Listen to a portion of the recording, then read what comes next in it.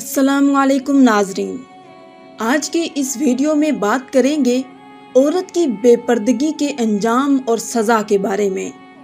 پردہ دین کی روح سے ایک واجب اور فرض امر ہے، لہٰذا اسلام خواتین کو کسی بھی طرح کی بے پردگی یا بدحجابی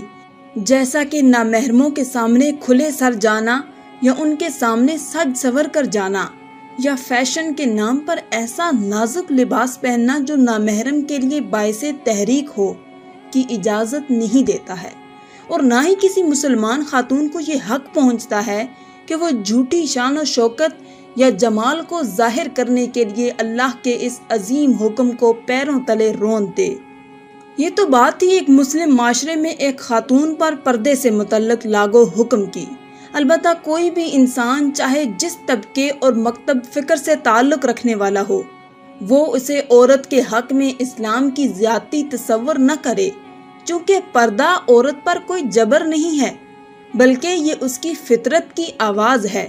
اور یہ اس کا فطری اور تخلیقی لباس ہے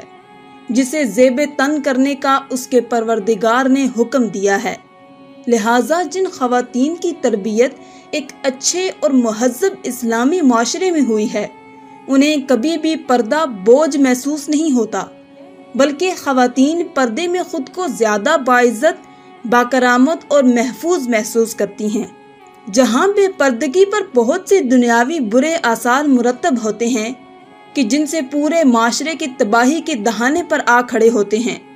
ان کے علاوہ قرآن اور روایات میں بہت سے ایسے نتائج کی طرف اشارہ کیا گیا ہے جو ہر ایک بے پردہ اور بدحجاب عورت کو قیامت میں درپیش ہوں گے۔ چنانچہ سب سے پہلے پردے کے واجب ہونے کو قرآن مجید نے ثابت کیا ہے،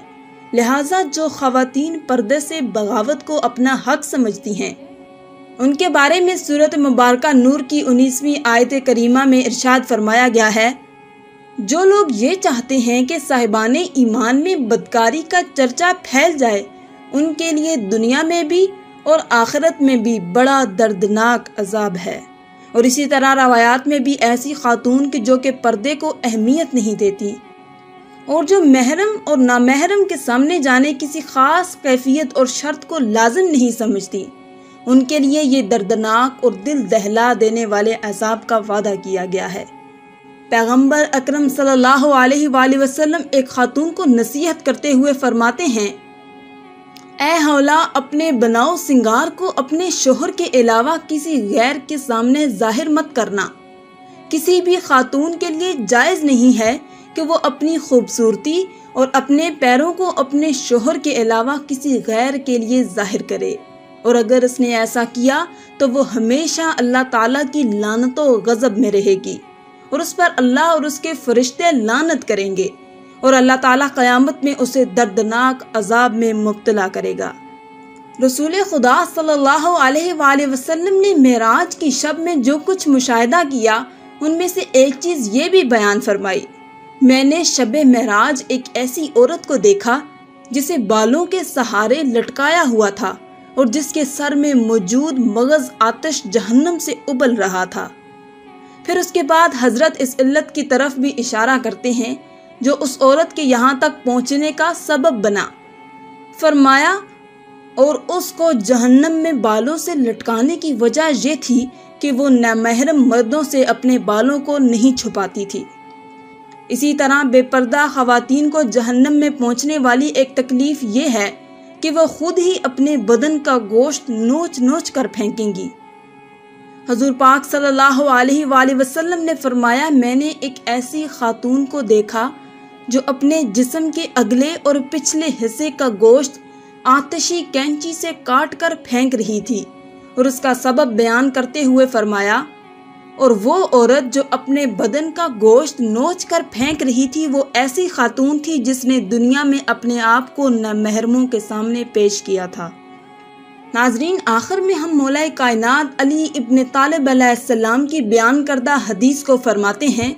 آخر الزمان اور قیامت کے نزدیک جو کہ سب سے برا زمانہ ہوگا، چونکہ دنیا ظلم و جور سے بھر جائے گی، کچھ ایسی بے پردہ اور عریاں عورتیں ظاہر ہوں گی کہ جو دین سے خارج ہو چکی ہوں گی، دین کے احکام کی مخالفت کرنے کے سبب جو فتنوں عیش و شہوت کی محفلوں میں ڈٹھائی کے ساتھ وارد ہوں گی اور شہوت میں ڈوبی ہوئی اور لذات دنیا کی طرف ان کے قدم تیزی سے اٹھنے والے ہوں گے جو حرام خدا کو حلال کر دیں گی، لہٰذا ایسی عورتیں جہنم میں ہمیشہ ہمیشہ رہیں گی۔ استغفر اللہ۔ ناظرین، آخر میں اللہ تعالیٰ سے دعا ہے کہ اللہ تعالیٰ ہم تمام اسلامی بہنوں کو پردہ کرنے کی توفیق عطا فرمائے اور ہمارے تمام تر صغیرہ اور کبیرہ گناہوں کو معاف فرمائے، آمین۔ آج کی اس ویڈیو میں تھا بس اتنا ہی۔ مزید اسلامی ویڈیوز حاصل کرنے کے لیے اللہ کی شان چینل کو سبسکرائب کر دیں اور ساتھ میں موجود بیل کے آئیکن کو دبا کر آل پر کلک کر دیں۔ شکریہ۔